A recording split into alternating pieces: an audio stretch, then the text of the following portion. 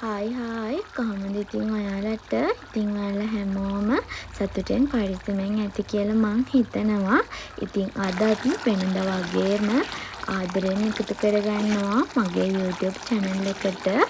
ඉතින් අද මං ඔයාලත් එක්ක ෂෙයා කරගන්නේ රසට කැකිරි ව්‍යංජනයක් හදාගන්නේ කොහොමද කියලා. ඉතින් බලන්නකෝ. ඉතින් මුලින්ම කැකිරි ගෙඩිය හොඳට සෝදලා පිරිසිදු කරගෙන මෙන්න මේ වගේ චූටි කොටු කෑලි වලට කපාගෙන මම මෙතන අරගෙන තියෙනවා. ඉතින් ඔයාට ඕන හැඩයකට මේ කැකිරි ටික කපා ගන්න පුළුවන්. ඊට පස්සේ මේකේ ටෙම්පරාදුව හදාගන්න මම අද අරගෙන තියෙනවා සුදු ලූණු, ඒ වගේම චූටි ගොරක කෑල්ලක්, ඒ වගේම කරාඹු නැටි, ඒ වගේම කුරුඳු පොතු කෑල්ලක්, චූටි ලූණු ගෙඩියකින් භාගයක්, ඊට පස්සේ අම්මිරිස්, රම්පේ කඩුපිංචා. ඉතින් මේ ටික තමයි අද ටෙම්පරාදුවට මම එකතු කරගන්නේ. දැන් මම මෙතන අරගෙන තියෙනවා උකු කිරි වගේම දිය කිරි. ඉතින් ඊළඟට අපි මේ කැකිරි එක හදා ගන්න ඕන මිරිස් 3-5 ටික හොඳට බැද ගන්න ඕනේ. මේකට මම මුලින්ම මිරිස් හැඳි දෙකක්, ඒ වගේම අමු 3-5 හැඳි දෙකක්, ඒ වගේම බැදපු 3-5 හැන්දක් එකතු කරලා මේ ටික හොඳට මම අද ගින්දරේ බැද ගන්නවා. ඊට පස්සේ මම මේකට ලුණු ටිකකුත් එකතු කරගත්තා. මොකද ලුණු ටිකක් එකතු කරගත්තාම අපිට අර බදිනකොට එන සැර ගතිය, ඒ වගේ අර කැස්සට එන්නේ අනේ ඒ වගේ ගතිය ගොඩක් අඩු වෙනවා. ඉතින් ඒ හින්දා තමයි මම මේකට ලුණු එකතු කරගත්තේ. ඉතින් ඔයත් මේ විදිහට කරලා බලන්න වෙනසක් තියෙයි. ඉතින් මෙන්න මේ විදිහට හොඳට මේක පාට වෙනස් වෙනකම් මෙන්න මේ විදිහට බැදගත්තා. ඉතින් මේ විදිහට බැදගෙන මම මේක දැන් එකතු කරගන්නවා අපේ අර කැකිරි කෑලි වලට.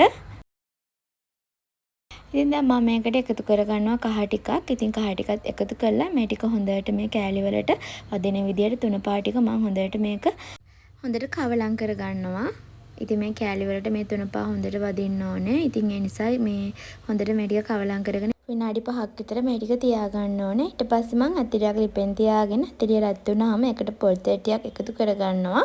පොල් තෙට්ටි එක රත් වුණාම මේ එකතු කරන්නේ සුදුරු ටිකක්, ඒ වගේම උළු හාල් ටිකක්, ඊට පස්සේ අබ ටිකක් එකතු කරගන්නවා. දැන් මම මේ කුරුඳු පොත්තක්, ඒ වගේම කරාඹු නැටි, සුදු ලූණු, අම්මිරිස්, රම්පේ කඩපිංචා, පොඩි ගොඩක කෑල්ල ඒ ටිකත් එකතු කරලා මම හොඳට කවලම් කරගන්නවා. ඉතින් ඊට පස්සේ මේ ටික හොඳට මේ තෙලේ ටෙම්පරාදු කරගන්න ඕනේ.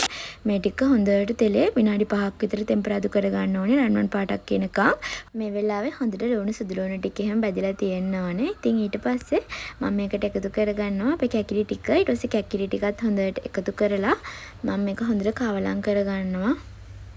ඊට පස්සේ හරි කැකිරි ටික තිබ්බ භාජනයට වතුර ටිකක් දාලා ඒක හොඳට සෝදලා මම ඒ වතුර ටිකත් මේකට එකතු කරලා මේක විනාඩි 5ක් විතර හොඳට උයා ගන්නවා. ඉතින් දැන් මේ විනාඩි 5කට විතර පස්සේ කැකිරි ටික තරමක් දුරට තැම්බිලා තියෙන්නේ. ඉතින් මම මේ වෙලාවේ මේ ටික හොඳට කවලම් කරලා මම මේකට අපේ දිය කිරි ටික එකතු කරගන්නවා. දිය කිරි ටිකත් එකතු කරලා මේ වෙලාවේ මේක හොඳට කවලම් කරලා මේක ආයෙත් වහලා විනාඩි 5ක් විතර හොඳින් උයා ගන්නවා. ඉතින් මේ ඊටත් විනාඩි 5කට පස්සේ ඉතින් දැන් මේ කෑලි ටික තැම්බිලා තියෙන්නේ. ඉතින් ඊළඟට මම මේක හොඳට කවලම් කරගෙන මම මේකට දැන් එකතු කරගන්නේ උකු කිරි ටික. ඉතින් උකු කිරි ටිකත් එකතු කරලා විනාඩි 3-4ක් හොඳට මේක අපේ මද ගින්දරේ උයා ගන්නවා. ඊට පස්සේ මම මේ වෙලාවේ ලුණු ටිකක් එකතු කරගන්නවා. ඉතින් ඔයාට ලුණු බලලා ලුණු මදි නම් මේ වෙලාවේ එකතු කරගන්න පුළුවන්. ඊට පස්සේ මම මේක ටික වෙලාවක් උයා ගන්නවා.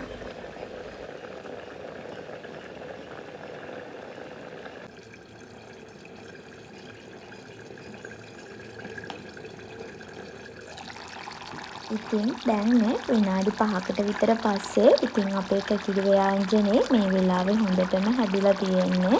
ඉතින් මේ බලන්න හරිම මේ වෙලාවේ මාළම සුවඳක් තියෙන්නේ. ඉතින් කැකිරි ව්‍යංජනයක් හදනකොට මෙන්න මේ විදිහටත් හදලා බලන්න. ඉතින් මම මේ වෙලාවේ මේක දැන් ලිප ඕෆ් කරගෙන ටික වෙලාවක් අර වළඳ තියෙන රස්නෙම්ම මේක ටික වෙලාවක් තියනවා. එතකොට අර ගොඩක් අර පොඩි ගතිය හින්දෙනවා. ඉතින් මේ විදිහට හදාගත්තම හරිම රසයි. ඉතින් මේ බලන්න මේ විදිහටත් ඉතින් ඔයාලත් මේ රෙසිපි එක try කරලා බලන්න. ඉතින් ඇත්තටම මෙහෙම හදාගත්තාම මාරම රසක් තියෙන්නේ. ඉතින් ඔයත් මේ රෙසිපි එකට කැමති නම් මේ වීඩියෝ එකට like එකක් දාලා comment එකක් දාලා මාව subscribe කරගෙන යන්න කියලාත් ආදරෙන්